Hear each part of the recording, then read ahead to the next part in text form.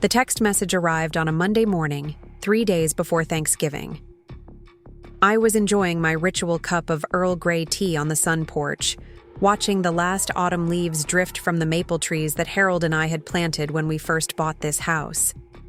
My phone buzzed, and my daughter Catherine's name appeared on the screen. "Mom, we've decided to do Thanksgiving differently this year. Just immediate family at Mark's parents' lake house. The kids are excited about trying something new." I read the message twice, my fingers tightening around my favorite porcelain teacup, the one Harold had given me on our 40th anniversary, painted with forget-me-nots. Immediate family. The words hung in the air like a slap. Somehow, in the 8 months since my husband's funeral, I had been reclassified.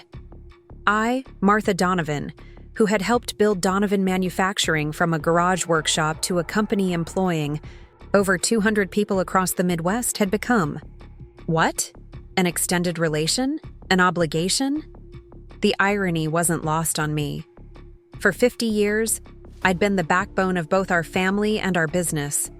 While Harold was the face of Donovan Manufacturing, charming clients and dreaming up innovations, I managed the finances, negotiated with suppliers, and handled the complicated logistics of expansion, all while raising Catherine and her brother James, maintaining our home, and caring for my mother-in-law during her long battle with Alzheimer's.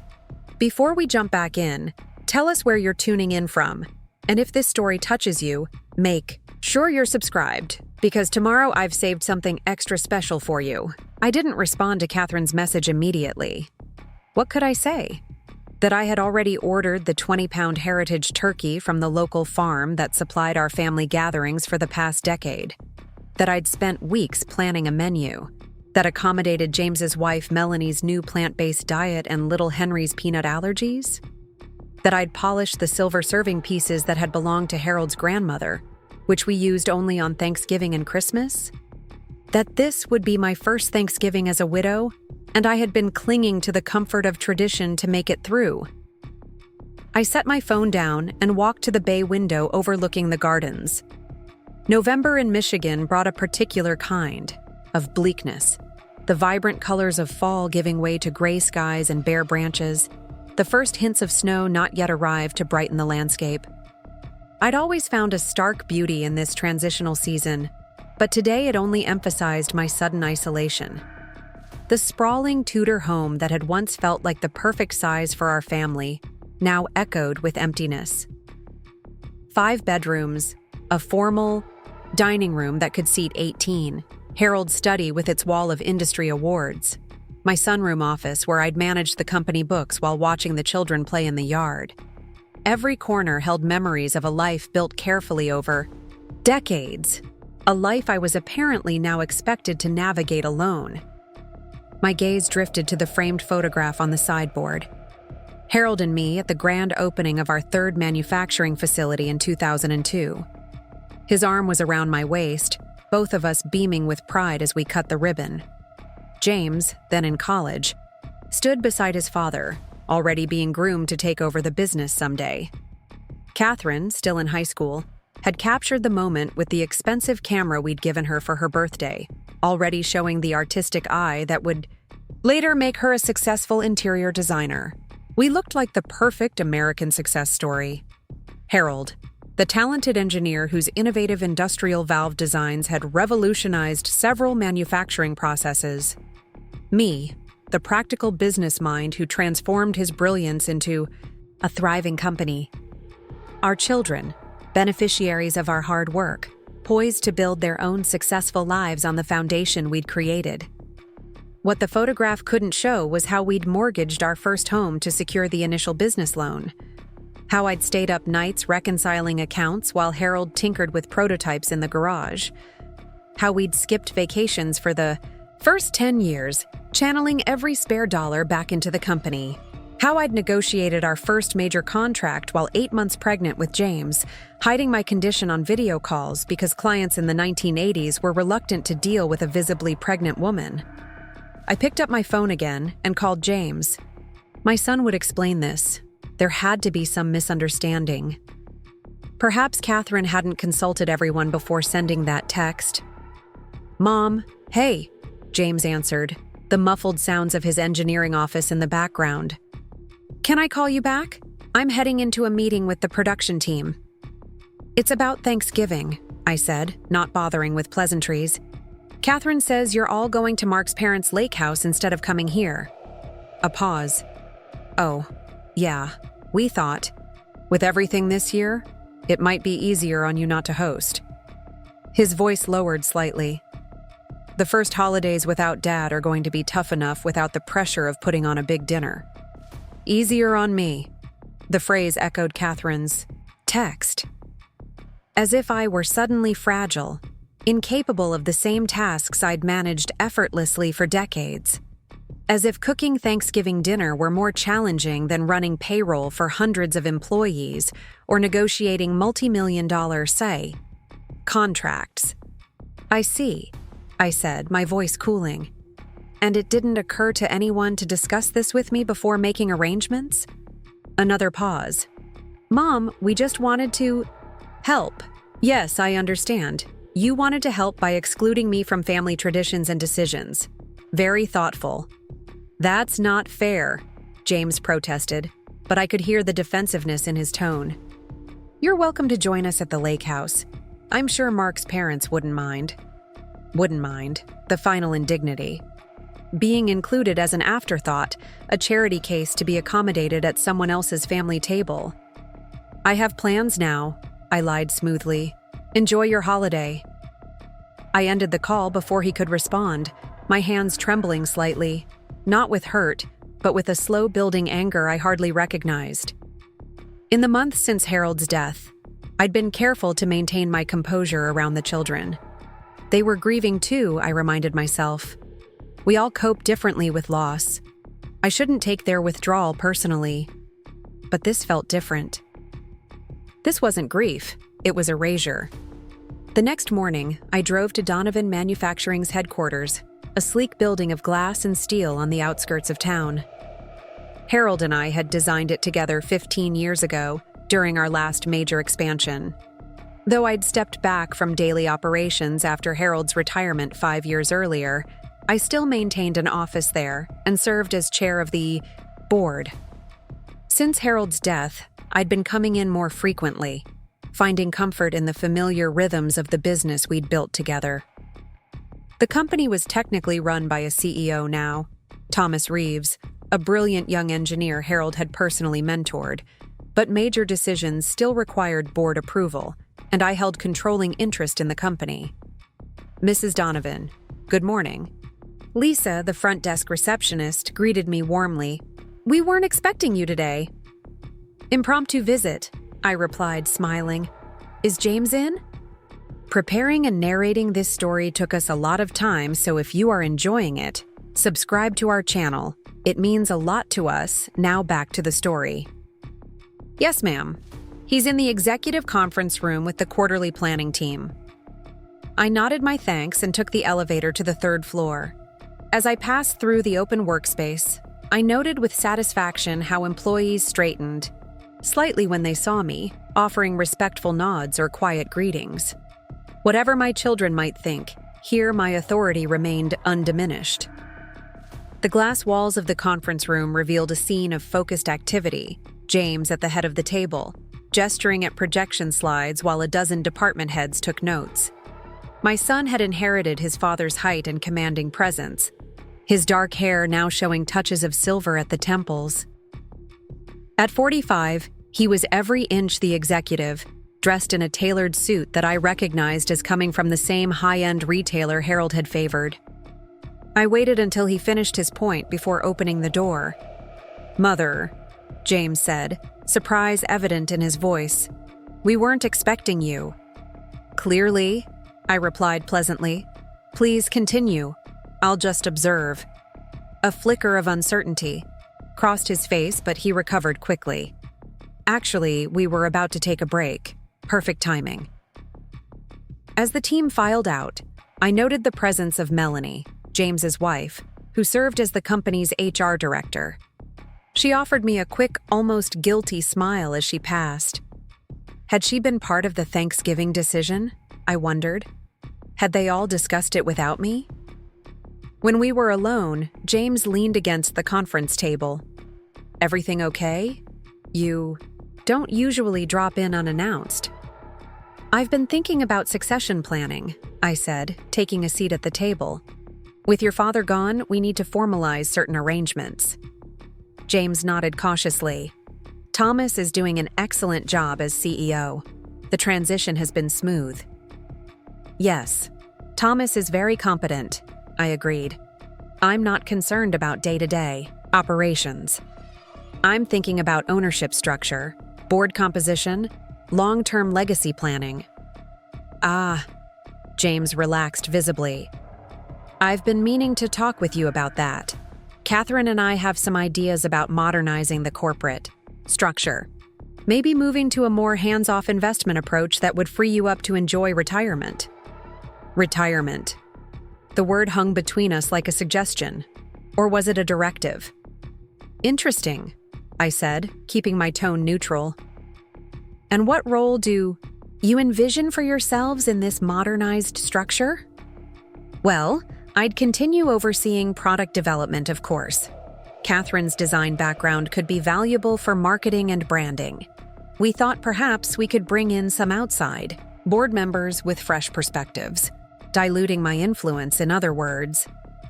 James had the grace to look uncomfortable. "That's not. We just thought you might want less responsibility after everything that's happened." "Everyone seems very concerned about what I want lately," I observed, "yet no one has actually asked me."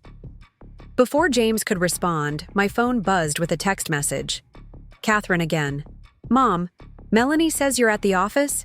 Is everything okay? You should be resting." Resting. As if grief were a physical ailment from which I needed to recover. As if 5 decades of business acumen had evaporated with my husband's last breath. I stood, smoothing my blazer. "I'll let you get back to your meeting. But James, schedule some time for us to talk properly about succession planning." With the company attorney present. The confusion in his eyes gave me a small, petty satisfaction as I left. 2 days before Thanksgiving, I found myself driving to Catherine's neighborhood across town. I told myself I was just running errands. Her home was near the specialty bakery where I ordered pies every year. I wouldn't even stop in, I decided. Just drive by, clear my head, then return home to figure out my solitary holiday plans. Catherine and Mark lived in a sprawling modern farmhouse in one of the city's most desirable new developments. Mark's architectural firm had designed it specifically for them, incorporating Catherine's flair for mixing vintage elements with contemporary design. I'd contributed significantly to their down payment 7 years ago, when Catherine was pregnant with twins and their previous home became too small. As I approached, I noticed several cars in the circular driveway. James's Range Rover, Melanie's electric sedan, and an unfamiliar luxury SUV with out-of-state plates. My hands tightened on the steering wheel. Were they having a family gathering? After all, just not with me? I parked across the street, telling myself I was being ridiculous. They were probably just finalizing holiday plans. Perhaps discussing who would bring what to the lake house. Perfectly innocent. But as I sat there, I couldn't help remembering all the Thanksgivings before. How Catherine and I would spend the day before in the kitchen, preparing side dishes, and pies while sharing confidences. How James would arrive early to help Harold set up the extra dining tables. How the grandchildren would create elaborate hand turkey place cards for everyone. 50 years of traditions, casually discarded. Before I could talk myself out of it, I was out of the car and walking toward the house. I wouldn't make a scene, I promised myself. Just drop in briefly to say hello. Perhaps bring up the bakery, ask if they'd like me to order anything special for their lake house gathering. I never made it to the door. Through the large front windows, I could see into Catherine's open-concept living area. The entire family was gathered around the massive reclaimed wood dining table. James and Melanie, their 3 teenage children, Catherine and Mark, their 8-year-old twins. And at the head of the table sat an elegant silver-haired couple, I recognized as Mark's parents, Edward and Virginia Parker. They were sharing a meal, not Thanksgiving dinner, but clearly a special occasion. Crystal wine glasses caught the light from Catherine's designer chandelier. Virginia was passing a serving dish to James, who accepted it with the warm smile he usually reserved for family. Melanie was showing something on her phone to Edward, both laughing. The scene radiated warmth, inclusion, belonging. And I was standing outside, uninvited, looking in. Immediate family, I whispered, the words bitter on my tongue. Somehow, Mark's parents qualified for that distinction. But I, the mother, the grandmother, the co-founder of the family business that paid for the house they were gathering in, did not. I turned away before anyone could spot me. Dignity still, intact, if only barely. As I drove home through streets already decorated for the upcoming holidays, an unfamiliar sensation crystallized in my chest. Not just hurt or anger, but a cold, clear resolve. For decades, I had placed family harmony above all else. When Harold's business decisions sometimes overrode my more cautious financial approach, I supported him publicly while quietly shoring up the company's financial safeguards. When James wanted to introduce product lines I considered risky, I stepped back to let him learn from experience.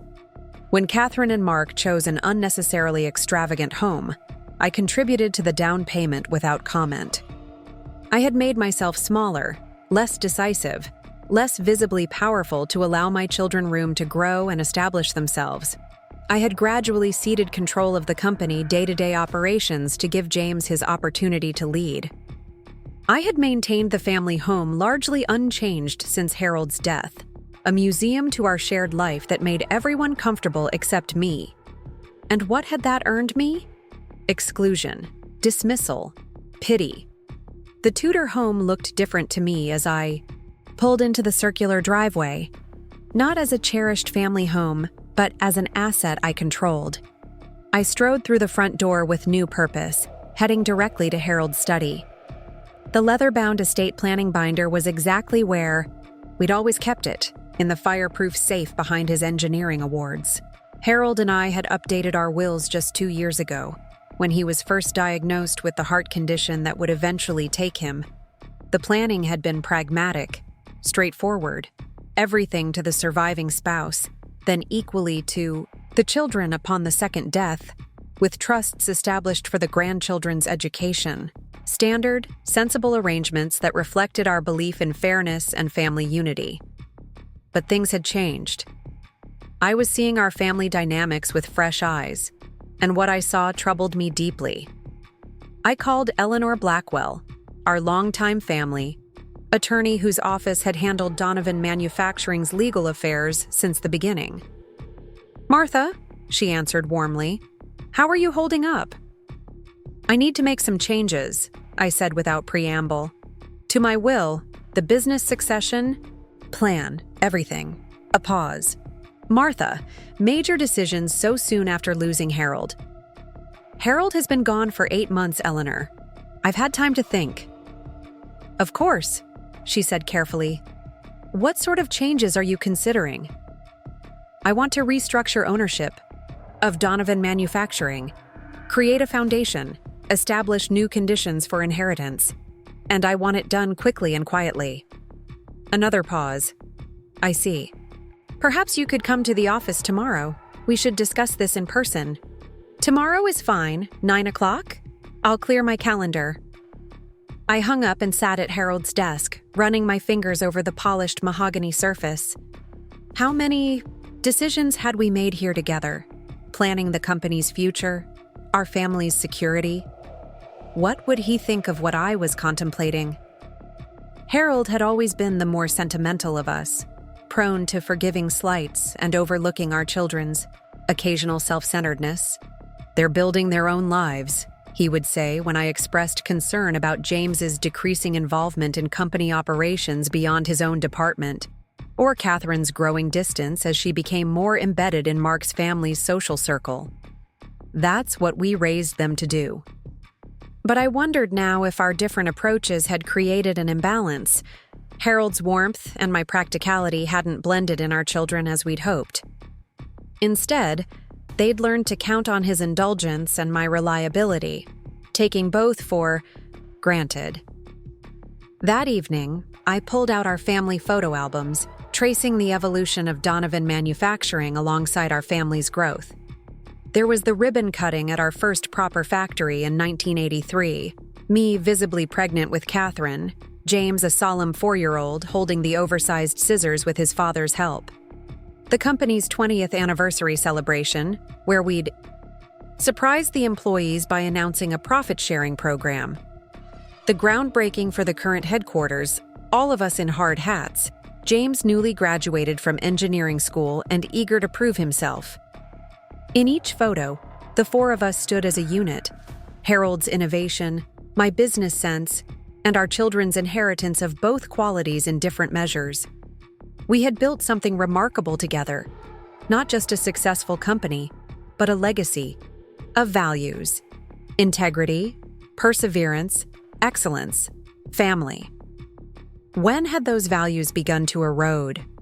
When had family started to exclude me? As midnight approached, I closed the albums and made one more call to Patricia Lowe, my oldest friend, and the retired CFO of one of our biggest corporate clients. "Martha, everything okay?" Patricia answered, concern evident in her voice at the late hour. "I'm fine," I assured her. "But I need your financial expertise, unofficially." "Now, you've got me intrigued," she said. "Go on. How familiar are you with B corporations and setting up charitable foundations as part of estate planning?" Patricia chuckled. "Ah, Martha, always the most interesting questions at the least. Expected times. I take it this has something to do with Donovan Manufacturing's future and my family's. I'm making some changes. Big changes from the sound of it." There was a smile in her voice. "I'm free for lunch tomorrow. Shall I bring my notes on ethical business restructuring?" "Please do. And Patricia? This stays between us for now." Of course, some decisions are best made quietly before they're announced publicly. As I hung up, I caught sight of my reflection in the darkened window. Not a bereaved widow, not a sidelined matriarch, but a woman reclaiming her power. The business acumen that had built Donovan Manufacturing hadn't disappeared with Harold's death. If anything, it had been sharpened by recent events, honed to a fine edge by the realization that I had been too accommodating for too long. Thanksgiving. Morning dawned cold and clear, sunlight glinting off frost-covered gardens that Harold had once tended with meticulous care. I had declined several last-minute invitations, from well-meaning neighbors, from my book club, even from Eleanor Blackwell, who had been visibly concerned by the changes I'd outlined in our meeting. "Take the weekend to think about this," she had urged after reviewing my proposed amendments. "These alterations are significant. Your children will certainly contest them if something happens to you." "They're welcome to try," I had replied calmly. "But the business bylaws are clear, and my mental competence is well documented. I know exactly what I'm doing, Eleanor." Now, as I prepared a simple breakfast for myself, I realized I felt lighter than I had in months.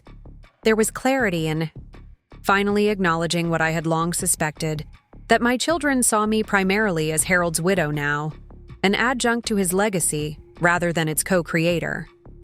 A repository of family history, a source of financial support, but not an essential active participant in their lives. The changes I had set in motion would force them to confront that misconception. By this time next week, the legal documents would be finalized. Donovan Manufacturing would be restructured as a B corporation, legally required to consider impact on workers, customers, community, and environment alongside shareholder returns. 30% of my ownership shares would be transferred to the newly established Donovan Foundation, which would focus on technical education for women and girls. Most significantly, James and Catherine's inheritance of the remaining shares would be contingent on active, meaningful participation in both the business and the foundation. No more passive ownership. No more treating the family company as a dividend machine rather than a responsibility. My phone had been unusually quiet all morning. No obligatory Thanksgiving messages from the children, no photos of the grandchildren at the lake house. I told myself I didn't care, that their silence only confirmed the rightness of my decisions. But as noon approached, bringing with it memories of Thanksgivings past, the house filled with delicious aromas, the sounds of football games and children's laughter, I felt my resolve waver slightly. Was I being too harsh? Too reactive to a single slight? No, I reminded myself. This wasn't about one Thanksgiving dinner. This was about recognizing a pattern that had been developing for years, one that would only worsen as time passed if I didn't address it now.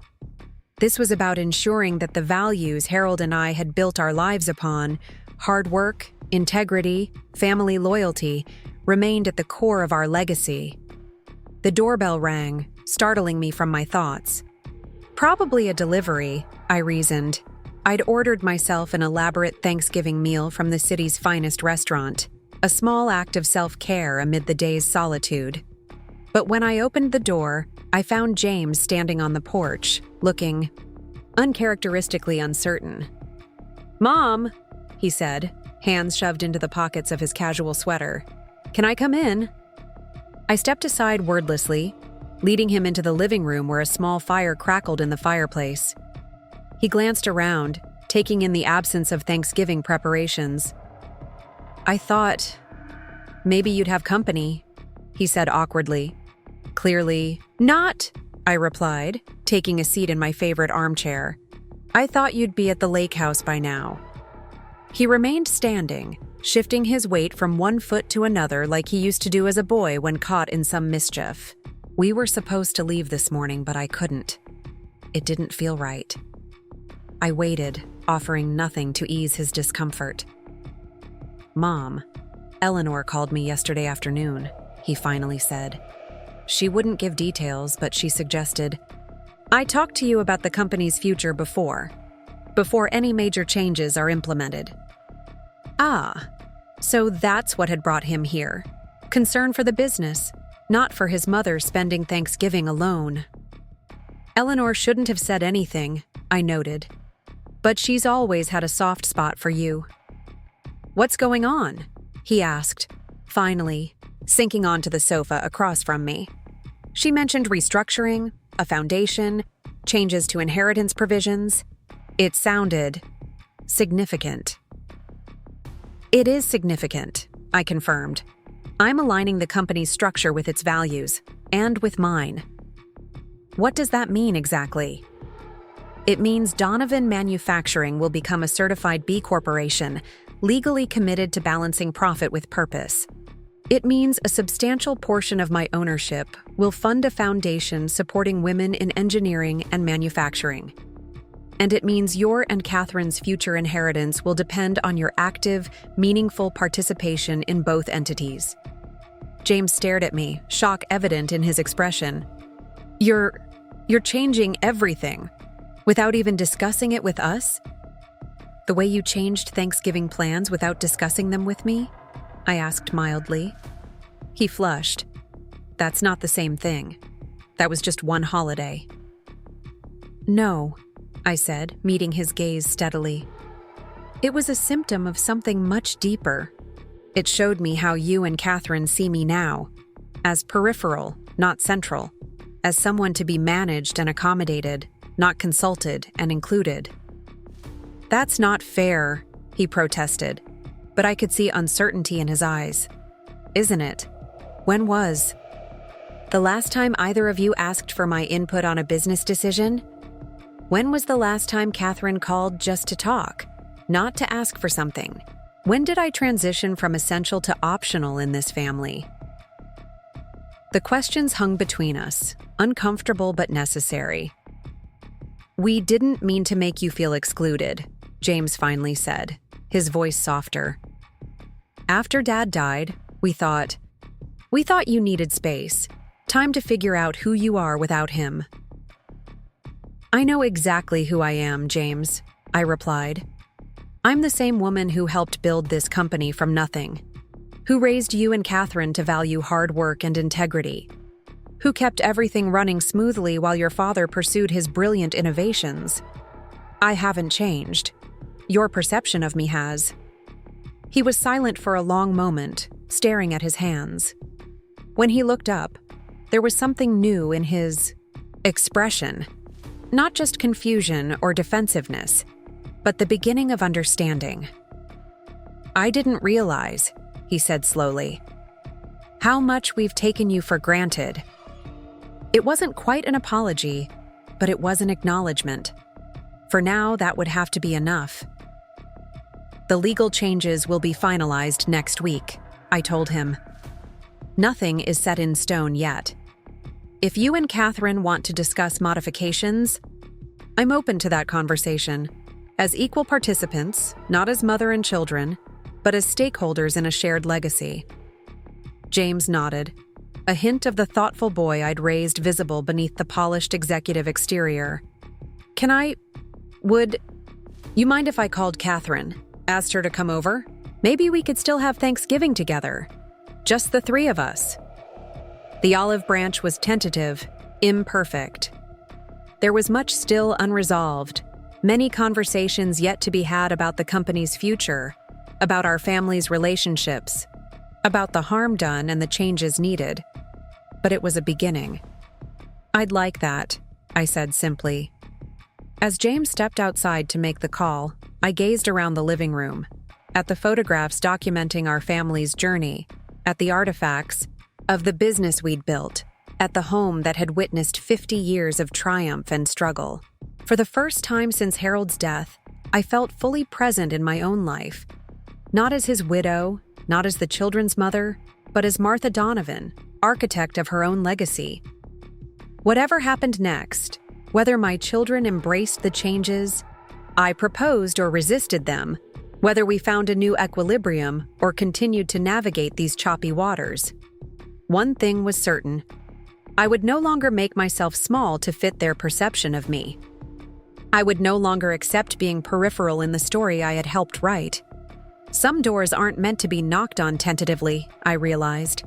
Some doors are meant to be owned. And I had finally claimed the key to mine. The impromptu Thanksgiving.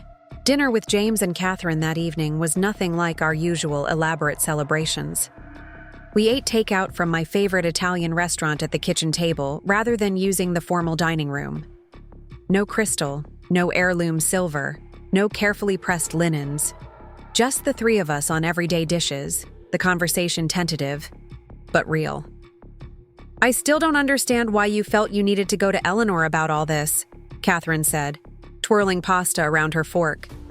Unlike James, who had arrived looking contrite, my daughter had shown up defensive, her designer outfit and perfect makeup a shield against vulnerability. If you were upset about Thanksgiving, you could have just said so. This isn't about Thanksgiving, I replied calmly. The holiday was merely the catalyst that made me see what's been happening gradually for months, years even. Which is what exactly? Catherine's tone was challenging, but I detected a hint of genuine confusion. Perhaps she truly didn't see it. You and James have been steadily pushing me to the periphery of the family and the business. Not maliciously, perhaps not even consciously, but consistently. James set down his wine glass. Mom, that's not... Let me finish, I said firmly. Since your father died, how many major decisions have you made without consulting me? The quarterly strategy for the Eastern Division, the new product line launch timing, this Thanksgiving. Each decision reasonable on its own, each one pushing me a little further from the center of our family's life. Catherine exchanged a glance with her brother. We were trying to protect you, she said. After Dad died, you seemed so... fragile. Fragile. I repeated the word, testing its weight. That's an interesting choice. When exactly did I demonstrate fragility to you? She hesitated. At the funeral. You were so quiet, so withdrawn. I was grieving, I corrected. There's a difference. Your father was my partner for half a century. Of course I was quiet. That doesn't mean I suddenly became incapable of making decisions or participating in family matters. We didn't think you were incapable, James interjected. We just thought, with everything you were going through, why burden you with everyday problems? Because this family and this business are not burdens to me, I said, meeting his gaze steadily. They're my life's work, my legacy, my ongoing purpose. A silence fell across the table, broken only by the ticking of the grandfather clock Harold had restored when we first married. I let the moment stretch, giving my children time to absorb what I was saying. The changes I'm making to the company, structure, and my estate plan aren't punitive, I finally continued. They're corrective. They're about ensuring that the values your father and I built Donovan Manufacturing on, innovation balanced with fiscal responsibility, profit aligned with purpose, family as both privilege and obligation, remain intact after I'm gone. By forcing us to be involved in exactly the way you dictate, Catherine observed, a hint of her father's stubbornness in her tone. By giving you the opportunity to earn what you've come to expect as an entitlement, I countered. James leaned forward, elbows on the table in the way I'd corrected him for as a child. Mom, can we at least see the proposed changes before they're finalized? Understand exactly what you're planning? It was a reasonable request, and one I'd anticipated. I rose from the table and retrieved the folder Eleanor had prepared for me, containing summaries of the legal documents being drawn up. 3 key changes, I said, opening the folder between us. First, Donovan Manufacturing becomes a certified B Corporation, legally required to consider social and environmental impacts alongside profits. Second, 30% of my ownership transfers to the Donovan Foundation, which will focus on advancing women in engineering and manufacturing.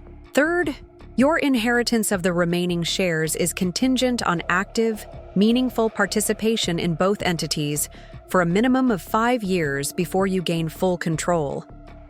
Catherine flipped through the papers, her designer reading glasses, perched on her nose. Define meaningful participation.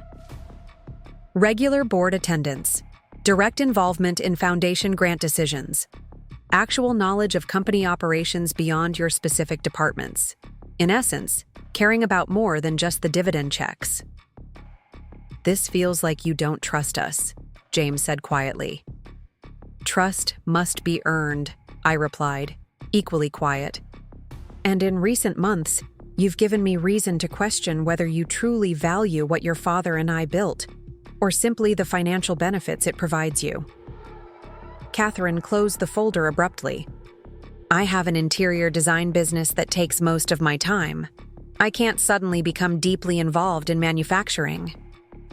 You find time for Mark's family events, for charity galas, for the country club board, I pointed out. We make time for what we value, Catherine. Her cheeks flushed. That's not fair. None of this is about fairness, I said. It's about choices and consequences. You and James are free to choose not to participate in the company and foundation as outlined. But that choice will have financial consequences. James, always the mediator, raised his hands in a calming gesture. Let's step back for a minute. Mom, I understand you're feeling sidelined, and clearly we've contributed to that. But these changes feel extreme. Can we discuss alternatives? Such as regular family meetings about the business, more structured communication. Maybe you could mentor me more directly on the financial side of things. I know that's never been my strength. It was a start, an acknowledgement that something needed to change, even if he was trying to minimize the depth of the problem.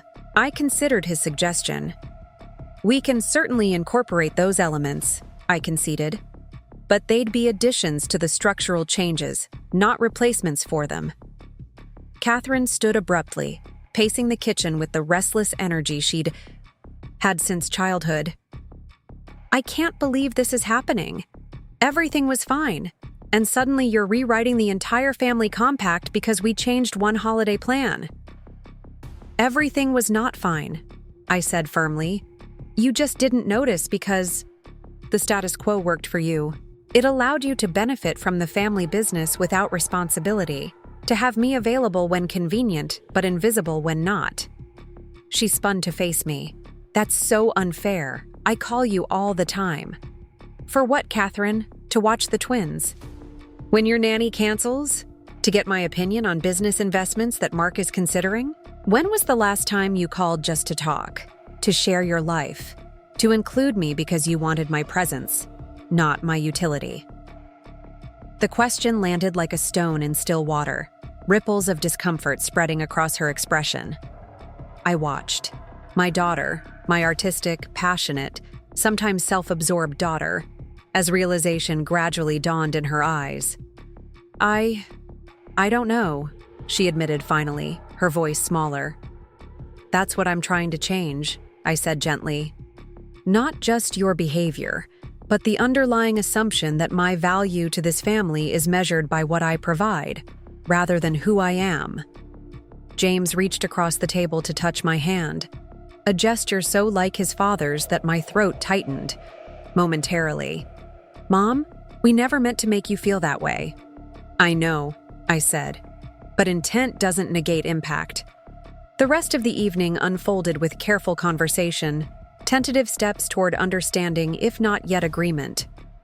By the time they left shortly before midnight, we had established some preliminary common ground. The legal changes would proceed, but with a joint review in 6 months to assess how the new arrangements were working for everyone. Regular family business meetings would be instituted, and, Catherine's suggestion, surprisingly, we would reinstate Sunday dinners, a tradition that had faded after Harold's death. It wasn't the Thanksgiving I had planned, nor the one I had resigned myself to after Catherine's text. It was something different, messier, less comfortable, but perhaps more honest than our family had been in years. As I closed the door behind them, I felt a curious mixture of exhaustion and exhilaration. For the first time since Harold's death, I had acted not as his widow, not as their mother, but as Martha Donovan in my own right, the woman who had built an empire alongside my husband, who had earned the right to determine its future and my place within it. The week after Thanksgiving passed in a flurry of activity. I met twice more with Eleanor to finalize the legal documents, consulted with Patricia about the foundation structure, and had a long dinner with Thomas Reeves, Donovan Manufacturing's CEO, to discuss the B Corporation certification process. It's an excellent direction for the company, Thomas said, his youthful enthusiasm a reminder of why Harold had championed him as his successor. Honestly, Mrs. Donovan, I've wanted to suggest something similar for a while, but I wasn't sure how the family would react. Sometimes it takes a shock to the system to create openness to change, I replied. And please, it's Martha. Mrs. Donovan makes me feel like I should be arranging the company Christmas party instead of restructuring. It's ownership. He grinned. Martha, then. I have to say, these changes feel like a return to the company's roots in many ways. When I first joined, Mr. Donovan used to talk about how you two built the business to be more than just profitable, to be meaningful. That seemed to get lost somewhere along the way. I nodded, a lump forming in my throat unexpectedly. Harold was always the visionary. I handled the practical details, but we both believed a business should contribute more to the world than just shareholder returns. The employees are going to be thrilled about the B Corp status, Thomas continued, especially the younger staff. And the foundation's focus on women in engineering. That's personal for you, isn't it? Very, I acknowledged. When I started working with Harold in the 70s, I was often the only woman in meetings, even though I handled all our financing. And much of our contract negotiation, clients would direct their questions to Harold. It's better now, but not enough. The foundation is my way of accelerating that change. By Friday, everything was in place. I signed the final documents in Eleanor's office, feeling a weight lift from my shoulders with each signature. The changes wouldn't be publicly announced until after the first of the year, giving us time to prepare the company and employees for the transition. But legally, irrevocably, Donovan Manufacturing had been transformed. "Congratulations," Eleanor said as I signed the last page. "You've just created something remarkable." "I've just protected something remarkable," I corrected. "Something Harold and I built together." She studied me over her reading glasses. "He would be proud of you, you know. Not everyone has the courage to make such significant changes, especially after a loss like yours." "Harold always said I was the backbone of our partnership," I replied, a small smile tugging at my lips. "He just didn't realize how steely that backbone could be when necessary." The following Sunday brought the first of our reinstated family dinners. I decided to host it at the house, despite Catherine's offer to hold it at her place. This was about re-establishing my centrality to the family, not being a guest in my daughter's home. I prepared Harold's favorite roast beef, Yorkshire pudding, and all the traditional accompaniments, comfort food that held memories of countless family meals. But I also made one significant change. Instead of using the formal dining room, I had the table set in the sunroom where the afternoon light created a warmer, more intimate atmosphere. When the doorbell rang at precisely 5 o'clock, I was surprised to find not just James and Catherine with their respective families, but a flower delivery, an enormous arrangement of autumn blooms with a card signed by both my children. "To new beginnings and honored traditions." The gesture was both unexpected and moving. As we gathered around the table, 11 of us crowded together in the sunroom rather than spaced apart in the dining room, I felt a tentative hope that perhaps the painful Thanksgiving exclusion had indeed catalyzed something valuable, an honest reassessment of our family dynamics. "Grandma, Dad says you're changing the company," James's oldest son Michael commented as we passed dishes around. At 17, he was already showing interest. In engineering, a fourth-generation Donovan with Harold's analytical mind. I glanced at James, who nodded slightly. So they had discussed the changes with their children. "Good. I am," I confirmed. "I'm making sure Donovan Manufacturing continues to reflect the values it was founded on." "Like what?" Michael pressed. "Innovation balanced with responsibility. Profit with purpose. Family leadership with public benefit." Catherine's husband, Mark, who had been unusually quiet, finally spoke up. "It's quite remarkable what you're doing, Martha. The B Corporation. Certification alone is significant, but the foundation as well. It's a visionary approach." Coming from Mark, who had often seemed to view Donovan Manufacturing as somewhat provincial compared to his architectural firm's artistic prestige, the comment carried particular weight. "Thank you," I said simply. "I've had these ideas for some time. Recent events just clarified their importance." A brief, uncomfortable silence fell, as everyone old enough to understand recognized the reference to Thanksgiving. But James's wife, Melanie, always practical, steered the conversation forward. "The Foundation's focus on women in engineering is particularly exciting," she said. "I've been trying to diversify our hiring pipeline for years, but the candidate pool is still so skewed. Having scholarship and mentorship programs will make a real difference." "I'd like you to consider serving on the Foundation board," I told her. "Your HR experience would be valuable, and it would help fulfill the family participation requirement." Melanie looked surprised but pleased. "I'd be honored." As dinner progressed, I observed the shifting dynamics around the table. The grandchildren, oblivious to the underlying tensions, chattered about school and activities. The adults navigated, more carefully, testing the boundaries of our new relationship. But beneath the polite conversation, I sensed something had fundamentally changed. My children were seeing me differently, not just as their mother, but as the architect of their financial future, the guardian of the family legacy. It wasn't entirely comfortable for any of us. Catherine still bristled occasionally at references to her required participation in the business. James asked pointed questions about how his performance would be evaluated under the new arrangement. But discomfort often precedes growth, and I could see them wrestling with their new understanding of me and of themselves.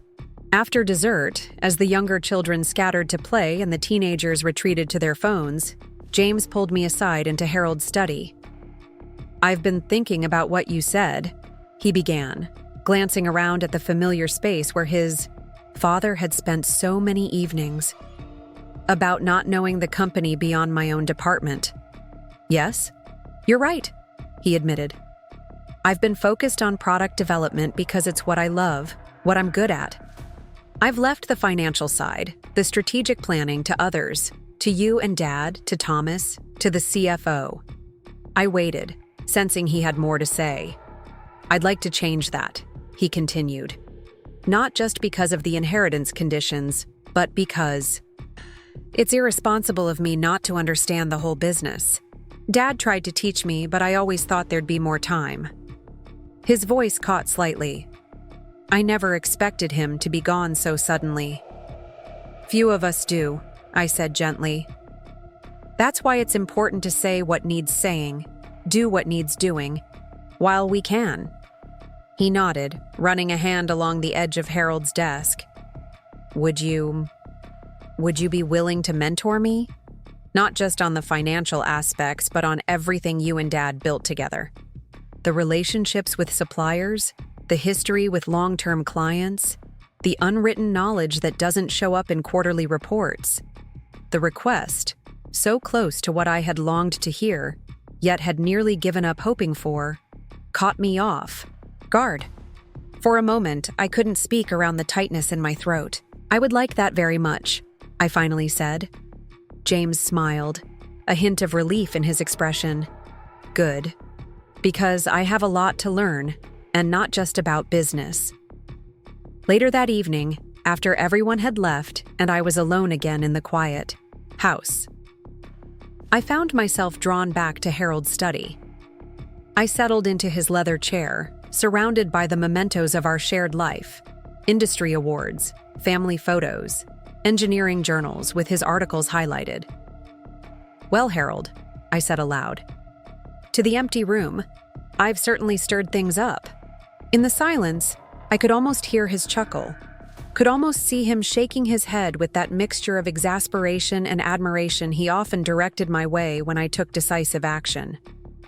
"About time, Martha," he would have said. "You've been too accommodating for too long."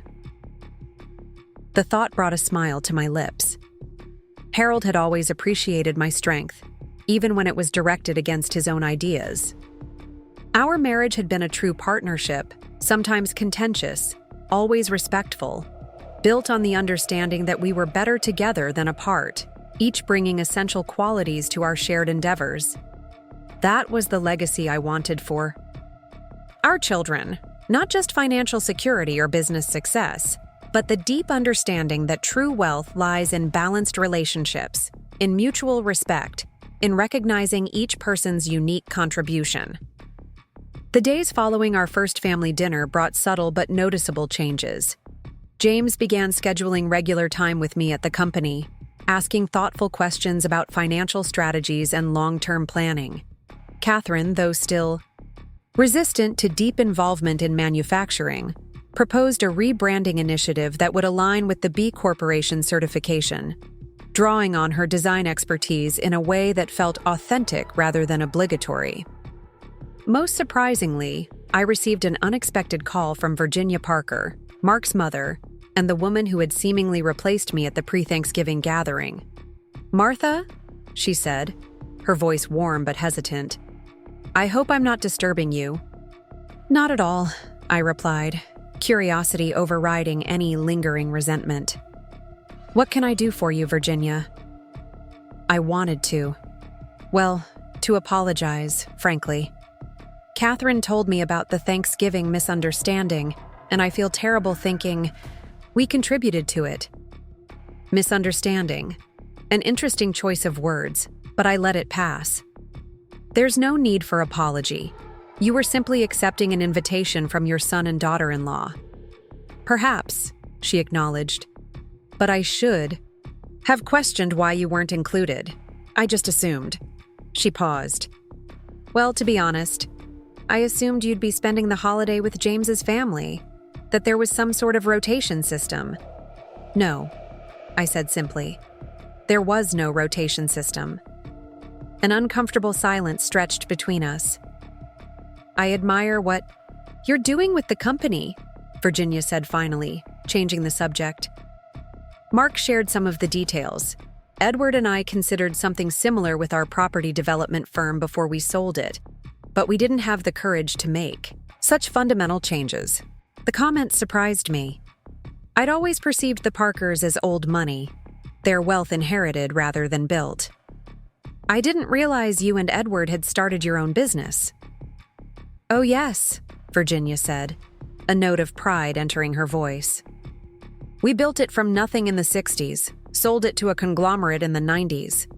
That's partly why I feel so ridiculous about this situation. I, of all people, should have recognized that you wouldn't want to be sidelined from family gatherings after losing your partner. When Edward had his heart attack 5 years ago, the thought of facing holidays alone was terrifying. The unexpected connection, another couple who had built a business together, another wife who understood the complex grief of nearly losing a husband, shifted something in my perception of Virginia. Perhaps she wasn't simply the elegant mother-in-law who had supplanted me in Catherine's esteem. Perhaps she was, in her way, a potential ally. The holidays are difficult, I agreed, but I'm finding that clear boundaries and honest conversations make them more manageable. Virginia chuckled. Diplomatic way of saying you've shaken things up and are taking no prisoners. Good for you, Martha. If you're available, Edward and I would love to have you over for drinks next week. Just the three of us. The invitation, unexpected but not unwelcome, felt like another small recalibration in the family system. I'd like that, I said. December unfolded with a series of such adjustments, some small, some more significant. I attended Michael's debate tournament at James's invitation, standing alongside him and Melanie as their son eloquently argued his case. Catherine began including me in her weekly calls with her interior design team when they discussed commercial projects, valuing my business perspective in a way she never had before. The grandchildren, perhaps sensing the shift in family dynamics, became more present in my daily life. Emma, James's artistic middle child, asked if she could interview me for a school project about women entrepreneurs from the olden days, a description that made me laugh even as I agreed to participate. Catherine's twins invited me to their school holiday concert, saving me a seat between them with hand-lettered signs that brought unexpected tears to my eyes. It wasn't perfect. There were still moments of tension, still occasions when I could feel Catherine bristling at what she perceived as forced participation, or James questioning the metrics by which his meaningful contribution would be measured. The path to rebuilding family relationships is rarely smooth, particularly when those relationships are entwined with business interests and financial futures. But there was progress, genuine, substantive progress that went beyond mere compliance with my new requirements. We were talking to each other differently, seeing each other more clearly, acknowledging both the strengths and weaknesses we each brought to our shared family enterprise. A week before Christmas, Thomas and I gathered the entire company for the official announcement of our B Corporation certification process and the establishment of the Donovan Foundation. Standing on the same stage where Harold and I had celebrated the company's 50th anniversary just 2 years earlier, I felt both his absence and his presence acutely. Donovan Manufacturing has always been more than just a business, I began, looking out at the assembled employees, from senior executives to production line workers, all gathered in the company cafeteria. When Harold and I started this company in our garage 50 years ago, we weren't just trying to build innovative products. We were trying to build a better future for ourselves, for our family, and for the community that supported us. In Chad, the front row, James and Catherine sat side by side, their expressions a mixture of pride and lingering adjustment to their new reality. Behind them, Thomas stood with the executive team, his enthusiasm for the changes evident in his posture. Today, we're recommitting to that original vision. By pursuing B Corporation certification, we're legally affirming what we've always believed, that businesses should benefit all stakeholders, not just shareholders. By establishing the Donovan Foundation, we're investing in the next generation of women engineers and manufacturing leaders. And by restructuring our family governance, we're ensuring that these values continue long after I'm gone. A ripple of applause ran through the crowd, gaining momentum as the implications of my announcement became clear. Many of our employees had been with us for decades, had witnessed the company's evolution from scrappy startup to regional powerhouse. They understood perhaps better than my own children had what Harold and I had built and why it mattered. Change is never easy, I continued. It requires us to question comfortable assumptions, to reimagine established patterns. But change is also essential for growth, for relevance, for continued impact in a world that doesn't stand still. I glanced down at James and Catherine again, finding them watching me with expressions I couldn't quite read. 50 years ago, Harold and I took a risk. We mortgaged our first home, withdrew our modest savings, and bet everything on a vision of what could be. Today, I'm asking all of you, my family, our leadership team, every Donovan employee, to embrace a new vision for our next 50 years. A vision of business as a force for good, of profit aligned with purpose, of success measured in more than just financial terms. The applause when I finished was thunderous, employees rising to their feet in a standing ovation that brought an unexpected lump to my throat. As I stepped back from the podium, Thomas moved forward to explain the specific details of the certification process and what it would mean for day-to-day operations. James appeared at my side, slipping an arm around my shoulders in a gesture so like his father's that for a moment I couldn't speak. "That was incredible, Mom," he said, his voice low beneath the continuing applause. "Dad would be so proud." "Of all of us," I replied, including Catherine, who had joined us, her eyes suspiciously bright. "This is our legacy, all of ours." The announcements that day marked a public statement of what had been set in motion on Thanksgiving, a recalibration of power, a reaffirmation of values, a recommitment to the vision that had sustained Harold and me through 50 years of business and marriage. That evening, alone in the house that held so many memories, I found myself in Harold's study again, drawn to the space where we had made so many crucial decisions together. On his desk sat the antique compass he'd kept, as a reminder to stay true to our course, even when market pressures or competing priorities threatened to pull us off track. I picked it up, feeling its solid weight in my palm, watching the needle swing momentarily before settling firmly on north. "We're back on course, Harold," I whispered. "It took a shock to the system, but we're finding our way again." In the quiet of the evening, surrounded by the artifacts of a life well lived and a legacy worth protecting, I felt a sense of peace that had eluded me since his death. The painful Thanksgiving exclusion had been a blessing in disguise. The catalyst needed to jolt me out of passive acceptance, to reclaim my rightful place not just in the family business, but in the family itself. The changes I'd initiated weren't simply about control or recognition. They were about ensuring that what Harold and I had built together, a business centered on innovation and integrity, a family grounded in mutual respect and shared purpose, would endure long after I was gone. Some doors aren't meant to be knocked on, I realized. Some doors are meant to be walked through with confidence, with authority, with the certainty that you belong on the other side. In changing my will, restructuring the company, and requiring my children's meaningful participation, I hadn't just secured my own place at the table. I had ensured that future generations would understand the true value of what they were inheriting, not just financial assets, but a legacy of courage, vision, and unwavering commitment to doing what's right, even when it's difficult. Especially when it's difficult. Christmas arrived with a gentle snowfall that transformed the Donovan estate into a postcard-perfect scene.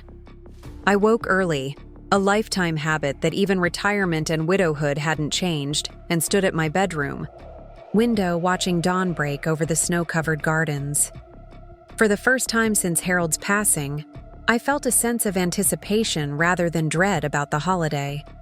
The family would be gathering at my home again, a decision reached with surprising ease during our Sunday dinner discussions. Even more surprising was Catherine's offer to come early and help with preparations, something she hadn't done since before her marriage to Mark.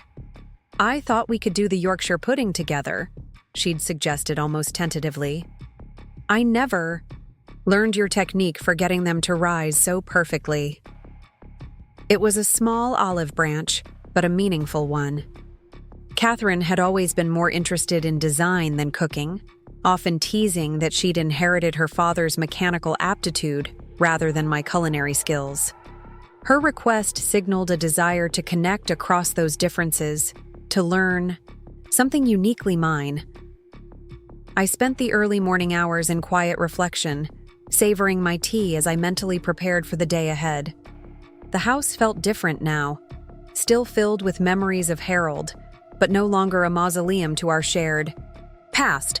I'd begun making subtle changes, rearranging furniture in the living room to better suit my preferences, converting a rarely used guest bedroom into a personal reading retreat, replacing heavy drapes with lighter window treatments that allowed more natural light. Small adjustments, symbolic of larger transformations taking place both within me and within our family dynamic. The doorbell chimed precisely at 10 o'clock. Catherine stood on the porch, her arms full of gift bags and baking supplies, her usually perfect appearance slightly disheveled from the drive through snowy streets. "Merry Christmas, Mom," she said, offering a genuine smile that reached her eyes. "I hope I'm not too early." "Perfect timing," I assured her, taking some of the packages. "I've just finished my second cup of tea." In the kitchen, Catherine unpacked her contributions. Specialty flour, she insisted, made better pastries, fresh herbs from the gourmet market, a bottle of aged sherry for the trifle, and began rolling up the sleeves of her cashmere sweater. "So," she said, an uncharacteristic nervousness in her voice, "where do we start?" For the next 3 hours, we worked side by side preparing the elaborate meal that had been a Donovan tradition for decades. I demonstrated the Yorkshire pudding technique Harold's mother had taught me as a young bride. The precise temperature of the beef drippings, the crucial resting period for the batter, the exact moment to pour the mixture into the hot pans. Catherine watched with unexpected concentration, taking notes on her phone and asking thoughtful questions. As we worked, conversation flowed more naturally than it had in years. We avoided the complex topics of business succession and foundation governance that had dominated recent interactions, instead sharing lighter memories and catching up on aspects of each other's lives that had nothing to do with Donovan Manufacturing. "The twins are getting so independent," Catherine remarked as she chopped herbs for the roast. "Lily's joined the school debate team, takes after James's Michael, I think. And Nathan's suddenly obsessed with building things. Mark bought him an engineering kit for Christmas. I suspect we have another Donovan innovator on our hands." "That wouldn't surprise me," I replied, smiling at the thought of my youngest grandson following in Harold's footsteps. Creative thinking tends to run in families, just manifests differently across generations. Your artistic eye, James's technical mind, both expressions of the same innovative spirit your father had. Catherine paused in her chopping, looking thoughtful. I never considered it that way. I always felt so different from Dad and James, like I didn't quite fit the Donovan engineering mold. Harold never saw it as a mold to fit, I told her. He saw it as a spectrum of abilities. He was incredibly proud of your design work, you know. He kept a portfolio of all your major projects in his desk drawer. Her eyes widened slightly. He did? He never said. Your father wasn't always good at expressing admiration directly, I acknowledged, especially to his children. He worried about seeming to favor one over the other. I always thought he was closest to James, Catherine admitted. The shared engineering interest, the hours they spent in the workshop together. I shook my head. He connected with James through engineering because it was their common language.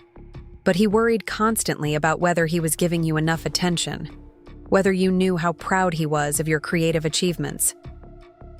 Catherine was silent for a moment, absorbing this new perspective on her relationship with her father. I wish I'd known that before he died, she said finally, her voice soft. There are so many conversations we never had.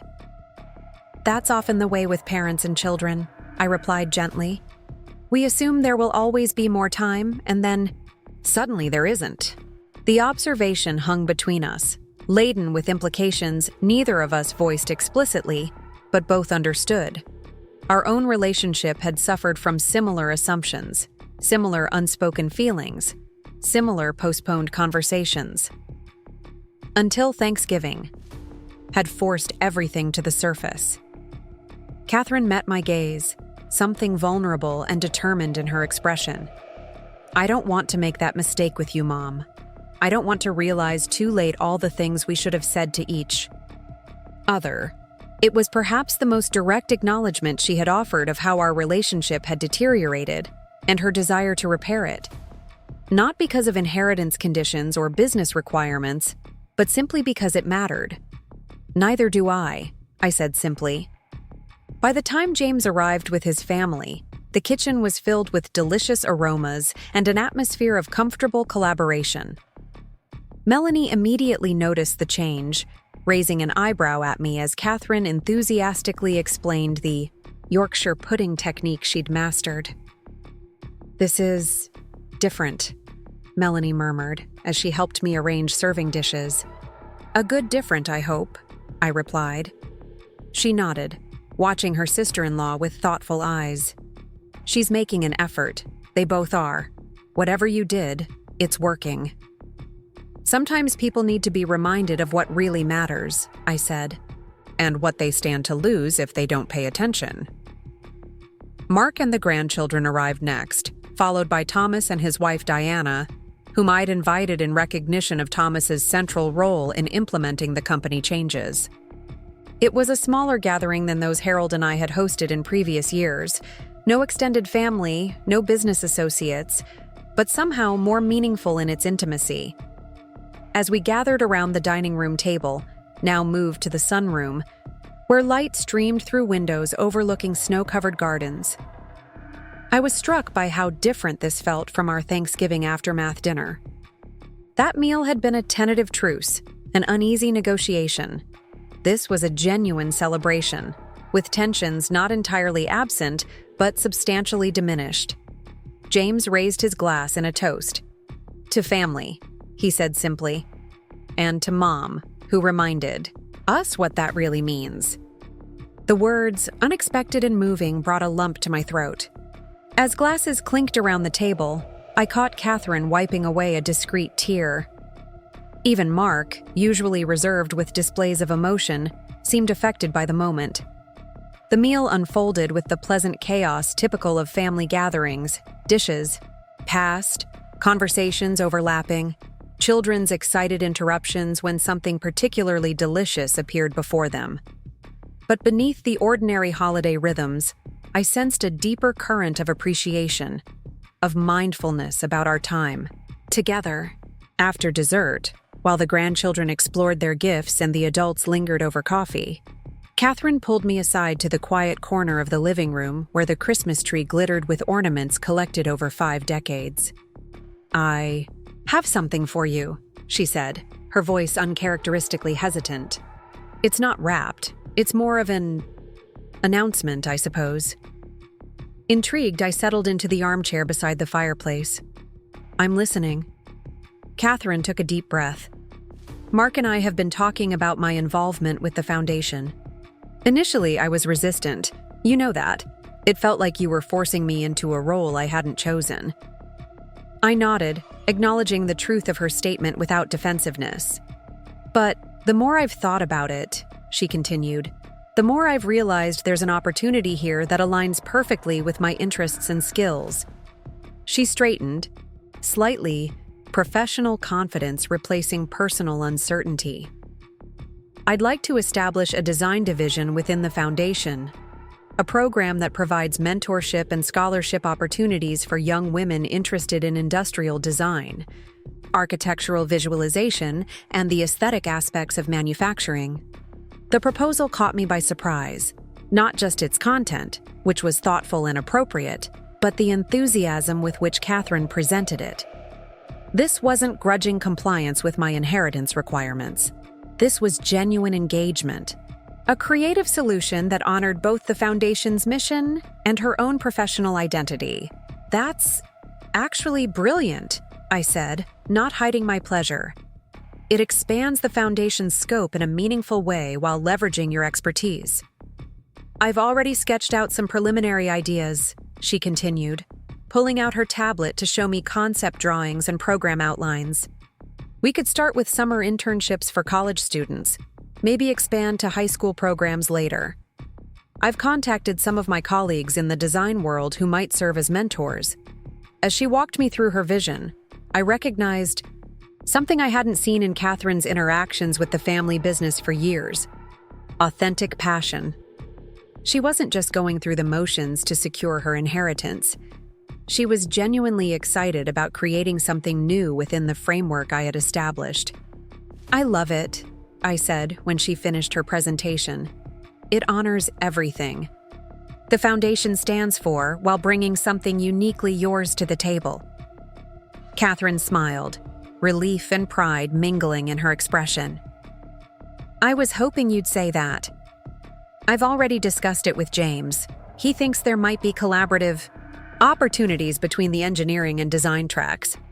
The fact that my children had been discussing foundation plans together without my prompting was perhaps the most encouraging sign yet that the changes I'd initiated were taking root in meaningful ways.